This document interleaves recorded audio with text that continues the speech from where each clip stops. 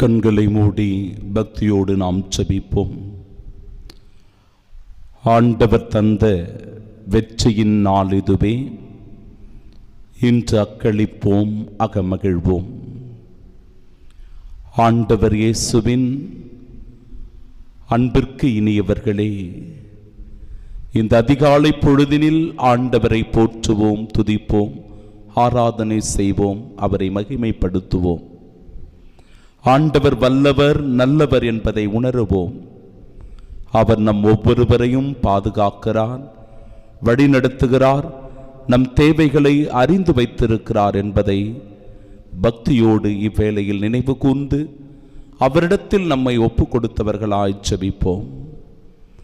நம்முடைய கஷ்டங்கள், மனபாரங்கள், வருத்தங்கள், துன்பத் துயரங்கள் எல்லாவற்றையும் ஆண்டவர் முன்னிலையில் ஒப்பு கொடுப்போம்.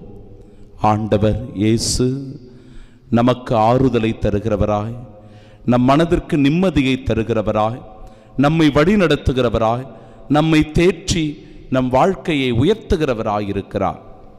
இந்த நாளிலே நாம் சந்திக்கிற மனிதர்களில், நாம் மேற்கொள்ளுகிற முயற்சிகளில் ஆண்டவர் நமக்கு வெற்றியை தந்து காத்து கொள்ளும்படியாக எந்த விதமான தீய சக்திகளுக்கோ தீயோனுடைய சோதனைகளுக்கோ உள்ளாகாத வண்ணம் நாம் பாவங்களிலிருந்து நம்மை காத்து கொள்ளும்படியாக ஆண்டவர் நம்மை புடைசூழ்ந்து பாதுகாக்க வான தூதர்களுக்கு கட்டளையிடுவாராக.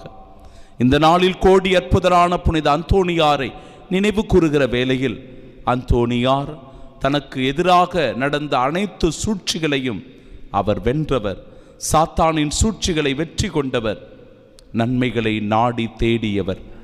அதுபோலவே நாமும் அந்த புனிதருடைய வாழ்க்கையை பின்பற்றி நன்மைகளை நாடி தேடிச் செல்ல, தீமையை வெறுத்து ஒதுக்கி வாழ, ஆபத்து தீங்கு விபத்திலிருந்து இறைவன் நம்மை பாதுகாக்கிறார் என்கிற உணர்வோடு இந்த நாளின் இறை அருளுக்காக, இறை ஆசிருக்காக ஜெபிப்போம்.